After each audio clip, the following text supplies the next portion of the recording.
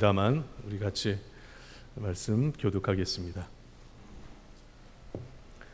사무엘의 말이 온 이스라엘에 전파되니라. 이스라엘은 나가서 블레셋 사람들과 싸우려고 에벤에셀 곁에 진치고 블레셋 사람들은 아벡에 진쳤더니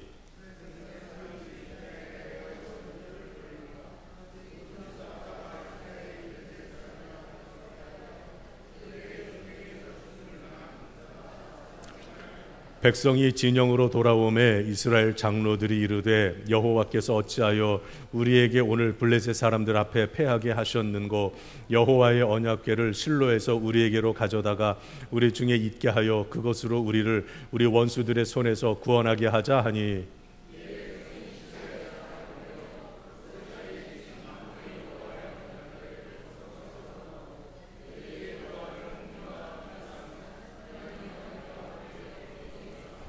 여호와의 언약궤가 진영에 들어올 때에 온 이스라엘이 큰 소리로 외치매 땅이 울린지라.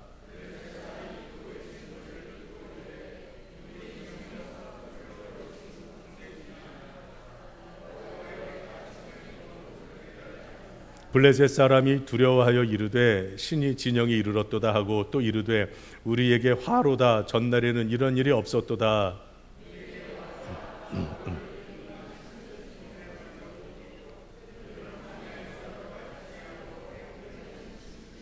너희 블레셋 사람들아 강하게 하며 대장부가 되라. 너희가 히브리 사람의 종이 되기를 그들이 너희의 종이 되었던 것 같이 되지 말고 대장부 같이 되어 싸우라 하고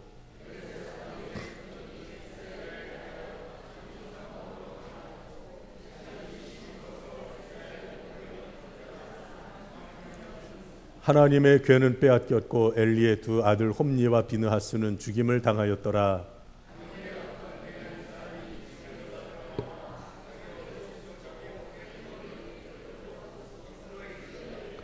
그가 이를 때는 엘리가 길 옆 자기의 의자에 앉아 기다리며 그의 마음이 하나님의 궤로 말미암아 떨릴 즈음이라. 그 사람이 성읍에 들어오며 알림에 온 성읍이 부르짖는지라.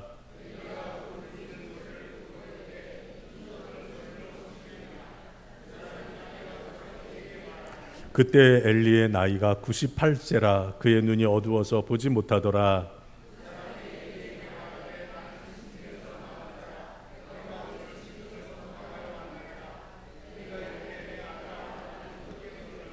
소식을 전하는 자가 대답하여 이르되 이스라엘이 블레셋 사람들 앞에서 도망하였고 백성 중에는 큰 사륙이 있었고 당신의 두 아들 홈니와 비느하스도 죽임을 당하였고 하나님의 궤는 빼앗겼나이다.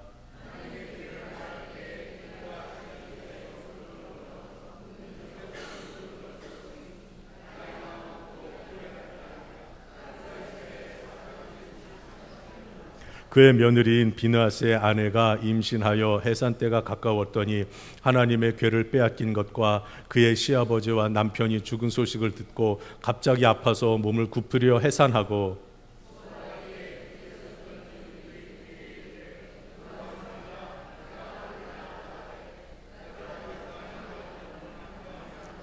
이르기를 영광이 이스라엘에서 떠났다 하고 아이 이름을 이가봇이라 하였으니 하나님의 궤가 빼앗겼고 그의 시아버지와 남편이 죽었기 때문이며 또 이르기를 하나님의 궤를 빼앗겼으므로 영광이 이스라엘에서 떠났다 하였더라. 아멘. 아멘.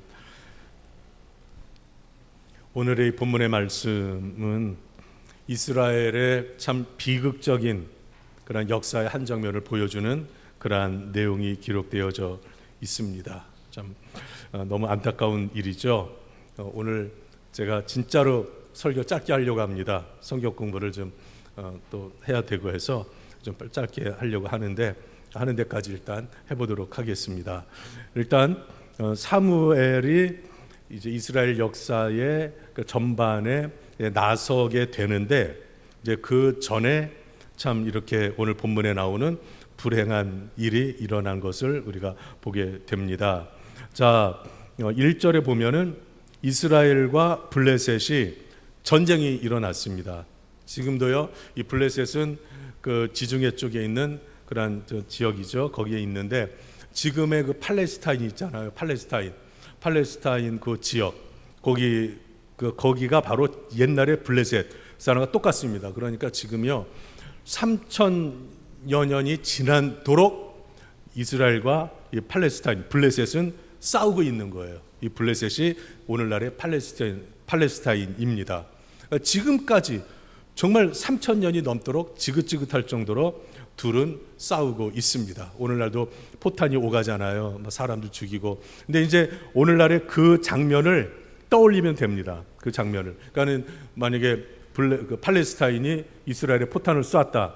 또 이제 이스라엘이 팔레스타인에 또 포탄을 쐈다. 뭐 탱크를 밀고 들어갔다. 이제 이런 싸움이 이게 이루어지고 있는 겁니다. 그러니까 이 블레셋과 이스라엘이 진을 치고 전열을 정비를 해서 이렇게 있는데 이스라엘이 1차 전쟁에서 패배합니다. 패배해요. 그래서 죽임당한 군사만 4천 명이라고 그러죠. 근데 이제 이들이 패배하고 돌아오니까 하나님께 이제 의지하려고 하는 방법을 취합니다. 그 방법이 뭐냐면은 자, 3절 보시면요. 3절. 이스라엘 백성들이 뭘 가지고 왔습니까? 뭘 가지고 왔어요? 여호와의 언약궤를 어디에서? 실로에서 가지고 왔다. 이 실로는요, 그때 당시에 우리가 중앙성소라고 그러죠. 중앙성소. 그러니까 이스라엘 전체에 이 언약궤가 있는 성소가 있습니다. 성소. 그러니까 이때는 아직 솔로몬이 성전을 건축하기 전이니까 말 그대로 장막에 하나님의 언약궤가 거기에 있었습니다. 언약궤가 있었는데 이것이 언약궤가 어디에 있었느냐면 실로에 있었다는 거예요. 실로는요 예루살렘 북쪽으로 해서 쭉 이게 여러분 성경 뒤에 있는 지도를 집에 가서 한번 찾아보시기 바랍니다. 이 실로에 있는데 여기에서 언약궤를 가지고 옵니다. 언약궤를. 사실은요 이 언약궤를 사람들이 마음대로 할 수 있는 건 아닙니다. 그리고 언약궤는 반드시 운반을 할 때에도 반드시 정해진 하나님이 정해놓으신 규칙이 있습니다. 그런데 어떻든 이들이 전쟁에서 패하고 나니까 이 언약궤를 가지고 와서 이 언약궤가 우리의 원수의 손에서 구원하도록 하자 이렇게 말하고 있습니다. 좀 이들의 방식을 보면요 여러분들이 느끼는 게 있지 않습니까? 지금 하나님을 의지하는 것 같지만 아니에요. 지금 하나님을 의지하지 않습니다. 그러니까 언약궤가 있는데 그거 갖다 놓으면은 전쟁은 반드시 이길 것이다. 이렇게 생각을 해서 실로에서 가지고 온 겁니다. 가지고 왔어요. 그런데 이 언약궤를 바로 이제 홈리와 비느하스가 같이 언약궤와 함께 거기에 있었다고 그랬죠. 자, 지금 엘리 제사장 가문이 몰락하는 것을 지금 이렇게 기록을 하고 있는데요. 이에 대해서는 하나님이 이미 앞에서 그 기록을 해 주었습니다. 말씀을 했습니다. 2장을 한번 보십시오. 2장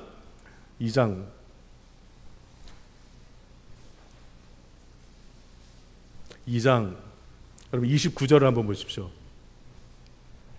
다 같이 읽습니다. 시작. 너희는 어찌하여 죄송합니다. 2장 29절 2장 29절 시작. 너희는 어찌하여 내가 내 처소에서 명령한 내 제물과 예물을 밟으며 내 아들들을 나보다도 중히 여겨 내 백성 이스라엘이 드리는 가장 좋은 것으로 너희들을 살찌게 하느냐.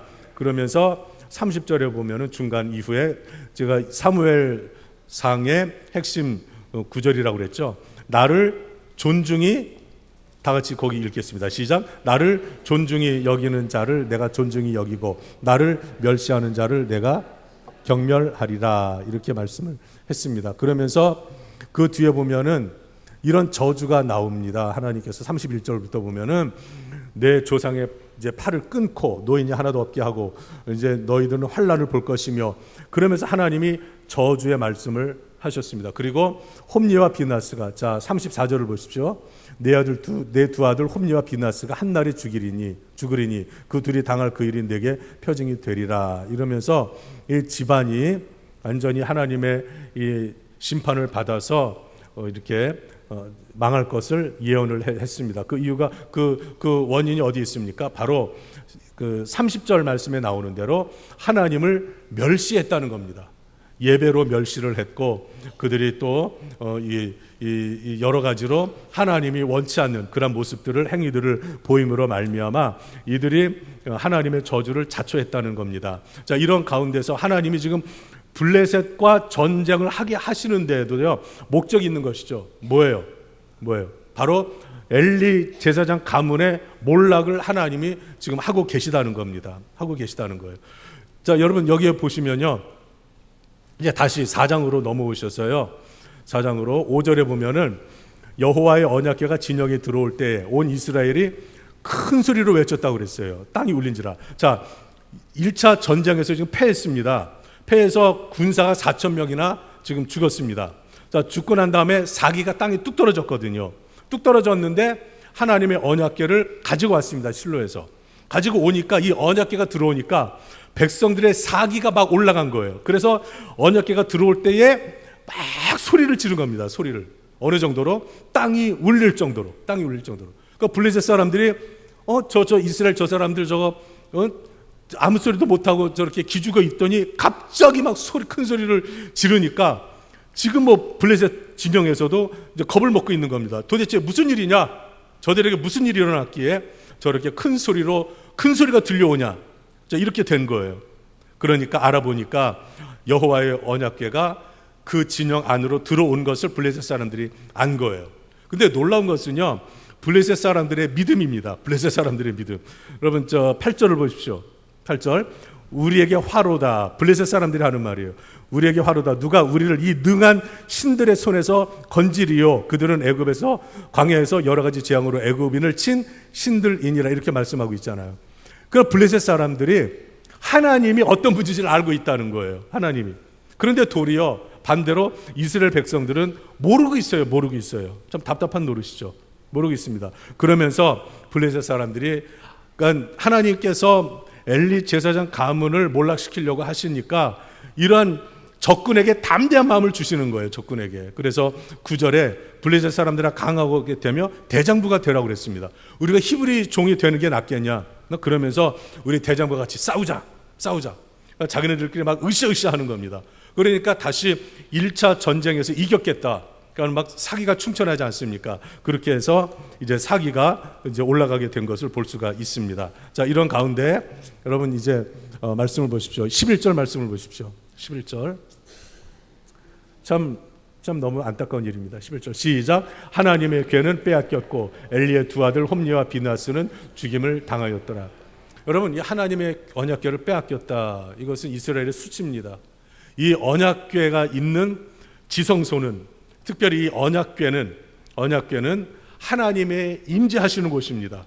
하나님이 임재하셔서 이스라엘 백성들의 통치하시고 그들의 죄를 사해 주시고 그들에게 은혜를 베풀어 주시고 하나님이 이곳에 임재하셔서 그들을 다스리심을 분명하게 보여주는 그 장소, 그것이 바로 지성소인데, 이 지성소에 하나님의 언약궤가 있는데 이 언약궤를 빼앗겼다고 하는 것은 신앙을 빼앗긴 엄청난 충격적인 사건이 아닐 수가 없습니다. 그러니까 이 언약궤가 빼앗겨졌다.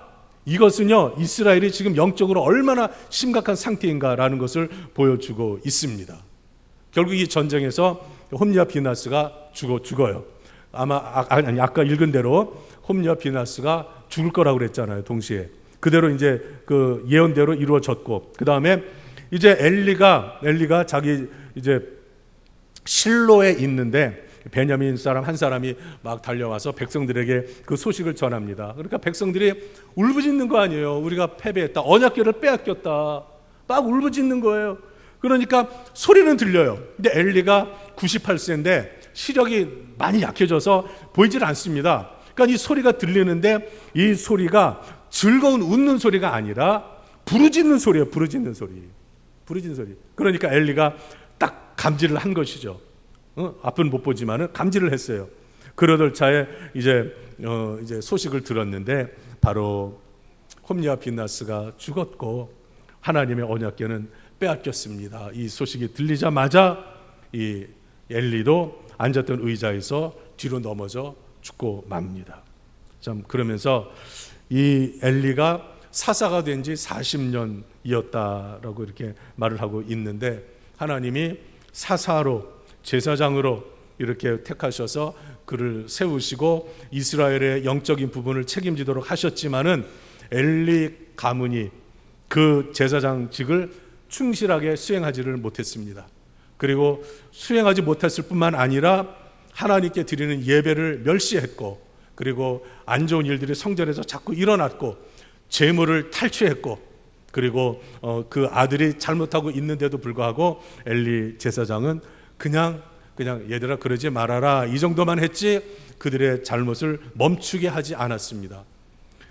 하나님께 제사를 드리는데 이러한 그러한 하나님을 멸시하는 이 제사에 대해 하나님이 너무나 기회를 주셨지만 그가 결국은 그렇게 하나님 앞에 바로 서질 못함으로 집안이 몰락을 하게 됩니다. 하나님이 말씀하신 대로 하나님이 사무엘상 2장 30절 나를 존중하는 자는 하나님이 존중히 여겨주고 나를 멸시하는 자를 하나님이 경멸한다 그랬거든요. 경멸한다. 하나님이 치가 떨려서 아주 완전히 그냥 멸망시켜버리겠다 이 말입니다. 그런데 안타깝게도 엘리 제사장, 사사요 제사장인 엘리가 또 그 아들이 그렇게 불미스러운 결말을 맞이하게 되었습니다. 여기에서 그치지 않았습니다. 그때에 그 엘리 제사장의 며느리인 비느하스의 아내가 임신을 하고 있었는데 이제 해산을 하게 됐잖아요. 근데 이 소식을 다 들었어요. 들었는데 자 20절을 한번 보십시오. 20절 시작. 죽어갈 때에 곁에 서 있던 여인들이 그에게 이르되 두려워하지 말라 내가 아들을 낳았다 하되 그가 대답하지도 아니하며 관념하지도 아니하고. 자, 이 여인이 아기를 낳는데 이제 죽어가는 거예요. 그런데 이 여인이 죽어가면서 아무 말도 안 하는 거예요. 아무 말도 안 하고 아무 상관도 하지 않습니다. 왜? 다 포기한 거예요. 다 포기한 거예요. 야, 결국은 이렇게 우리 집안이 몰락하는구나. 이렇게 말하면서 그 아들의 이름을 이가봇이라고 지었잖아요. 하나님의 영광이 우리나라에서 떠났다. 이 가문에서 떠났다. 그러면서 하나님의 궤를 빼앗겼으므로 하나님의 영광이 이스라엘에서 떠났다. 이렇게 말씀을 하고 있습니다. 여러분, 오늘 제가 그 은혜에 대해서 전에 은혜를 4단어로 이렇게 말씀을 드렸었는데 오늘 참 공교롭게도요. 1부 예배, 2부 예배 기도하신 분들이 똑같이 그것을 언급을 했습니다. 자, 은혜. 자, 네 가지. 첫 번째 무슨 은혜? 구원의 은혜. 두 번째 동행의 은혜. 세 번째 회복의 은혜. 네 번째 축복의 은혜. 자, 오늘은 좀 분명하게 외우세요. 이거 네 가지를 알면은 제가 이제 조만간 책이 나오는데 한 780페이지 정도 됩니다. 이 책을 4단어로 너만 기억하면 그 책을 다 본 거나 마찬가지예요. 근데 아무튼 이 구원, 동행, 회복, 축복의 은혜를 이렇게 말씀을 기록을 했는데 전에 제가 설교를 했고 요즘 가끔 새벽에도 강조를 했었습니다. 그런데요, 여러분, 하나님의 영광이 떠나면 하나님의 은혜가 더 이상 임하지 않습니다. 그러니까 하나님의 영광이 떠났다는 것은 하나님의 은혜가 임할 수 없는 상황까지 왔다 이 말이에요. 여러분, 우리가 신앙생활하면서 제 경우에는 그렇습니다. 정말 소중하게 여기는 것은 예배입니다. 공적으로 예배. 그래서 예배 위해서 기도도 많이 해야 되고요. 예배를 드리러 올 때에 하나님 앞에 최상의 것으로 해서 하나님 앞에 예배를 드려야 됩니다. 그러니까 옷도 마찬가지예요. 저는 주로 주일날 입는 옷이 별도로 있습니다. 물론 평일 때도 가끔 필요하면 입기도 합니다만은 주일날 입는 옷이 별도로 있어요. 속옷부터 비롯해서 양말까지 전부 다 딱 토요일날 저녁에 딱 한쪽에다 준비를 해놓습니다. 이것은 뭐 그렇게 형식을 말하는 게 아니라 그러니까 제 마음가짐이라도 그렇게 하려고 하는 그런 것에서 그렇게 하고 있습니다. 예배 집중해서 예배 시간에 정말 하나님 앞에 우리의 온 마음을 다해 최상으로 하나님께 드리고 싶은 그러한 간절한 심정입니다. 여러분들도 우리 교회가 예배를 잘 드리거든요. 그리고 예배 시간에 늦게 오는 분들이 거의 없습니다. 예배 전에 거의 다 옵니다. 얼마나 감사한 일인지 모릅니다. 여러분, 우리가 예배를 소중히 여기면서 하나님 앞에 정말 온전한 그런 예배를 신령과 진정으로 드릴 때에 하나님께서 은혜가, 이 언약궤는 하나님의 은혜의 보좌의 자리거든요. 하나님의 통치 임재 자리거든요. 우리가 정말 최선을 다해 예배를 드릴 때 하나님께서 우리 가운데 임재하셔서 하나님의 영광을 받으시고 우리들에게는 한없는 사랑과 은혜와 긍휼과 복을 베풀어 주심을 믿으시기 바랍니다. 홈리와 비나스 제사장, 엘리 제사장 가문이 1차적으로 실패한 게 바로 예배였어요. 예배. 제사를 멸시했습니다. 여러분, 우리 남성분들도요, 정말 깔끔하게 옷을 미리 준비해서 땀나는 옷 그건 다 제쳐놓고 새로 드라이를 하든지 빨래를 하든지 해서 깨끗한 옷을 준비해가지고 하나님 앞에, 이 정성이라는 거죠. 정성. 우리 교회는 다 그렇게 합니다만은 참 그러한 자세가 대단히 참 중요한 것입니다. 저는 여러분들이 예배 드리는 것을 볼 때마다 하나님의 은혜가 우리 은강교회 앞으로 더 일어나서 하나님 말씀하신 대로 나를 존중히 여기는 자를 내가 존귀히 여긴다는 말씀처럼 하나님이 우리 은강교회와 여러분들을 존귀히 여겨주실 줄로 믿습니다. 그러니까 우리가 이 예배가 굉장히 중요한 거예요. 그리고 하나님께서 말씀으로, 조금 이따 제가 이제 말씀 인용할 때에 나오겠습니다만은, 하나님의 말씀은 우리에게 위로도 해주시고 또 축복의 메시지도 있고 소망의 메시지도 있고 그렇습니다만요, 책망의 메시지도 많아요. 그러니까 성경에는 책망받을 일을 한 사람들이 또 많이 나오거든요. 이제 그런 것을 반면 교사로 삼아서 우리들이 신앙생활 하는데 좀 바로 하도록 만들어가는 거예요. 그러니까 우리가 성경에 나오는 잘못된 사람을 또 쫓아가면 똑같이 되는 거예요. 그러니까 잘한 사람은 잘한 대로 쫓아가고 잘못한 사람은 그것을 우리가 교훈 삼아서 하나님이 나에게 들려주시는 책망의 말씀이구나 생각하고 이 말씀을 받아서 그렇게 살아갈 때에 하나님께서 우리 가운데 영광 중에 임하시고 우리들을 하나님께서 은혜로 인도하여 주시는 것입니다. 여러분, 하나님의 언약궤를 빼앗겼다, 하나님의 영광이 이스라엘에서 떠났다 이 말이에요. 떠났다 이 말이에요. 여러분, 우리 은강교회 하나님의 영광이 떠나면, 성령님이 떠나면, 예수님이 문 밖에 계시면 교회는 존재할 이유가 없습니다. 사람들의 모임, 집단일 뿐이지 이곳은 하나님의 전이 될 수가 없는 거예요. 요즘 제가 계속 강조하잖아요. 다시 한번 성경 말씀드립니다. 요한계시록 3장 20절, 볼지어다 내가 문 밖에 서서 두드리노니. 여러분, 예수님이 우리 저 교회문 밖에서 두드리게 하시는 게 아니라 이미 이 자리에 계시도록 우리가 성령 충만한 가운데 우리의 마음을 활짝 열고 성령의 임재를 경험하면서 우리 하나님의 영광이 이 전에 충만하도록 우리들이 항상 예수님의 음성을 듣고 마음의 문을, 심령의 문을 활짝 열고 예수님이 우리 안에 머무시도록 우리가 마음을 비워주시기를 주님의 이름으로 축원합니다.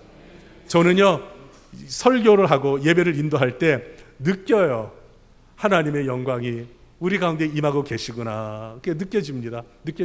믿으시면 아멘. 느껴져요. 봉사도 중요하지만 그래도 봉사자들 보면 일루예배 꼭 드리고 하거든요. 안 드리려고 하지 않아요. 참 그 자세가 너무너무 귀한 거예요. 반드시 그래야 되는 거예요. 반드시. 그래서 우리 교회가 하나님의 영광이 앞으로 더 충만해서 하나님의 말씀으로 충만하고 그 성령 충만한 가운데 하나님의 영광이 충만하여 우리 하나님의 기쁨이 되는 우리 은광교회 되기를 예수님의 이름으로 축원합니다. 기도하겠습니다. 하나님 아버지, 감사합니다. 오늘 이렇게 엘리 제사장 가문을 짚어보면서 참 마음이 너무 안타까운 것 이루 말할 수가 없습니다.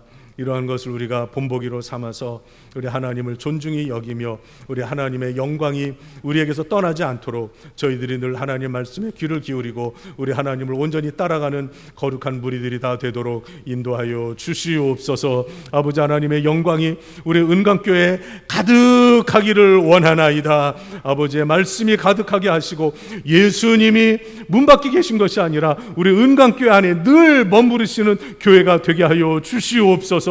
성령님이 우리 밖에 계신 것이 아니라 우리 안에서 늘 충만히 임재하시는 늘 그러한 우리 심령이 되고 우리 교회가 되도록 인도하여 주시옵소서. 예수님의 이름으로 간절히 축복하며 기도드리옵나이다. 아멘. 이제는 우리 주 예수 그리스도의 은혜와 하나님 아버지의 극진하신 사랑과 성령님의 교통하심이 더욱더 하나님의 영광으로 충만한 교회, 성령님이 충만히 임하시는 교회, 예수님이 늘 머무르시는 교회와 가정이 되기를 소원하는 사랑하는 믿음의 권속들 머리머리 위에, 가정 위에 이제로부터 영원토록 함께 있을지어다. 아멘.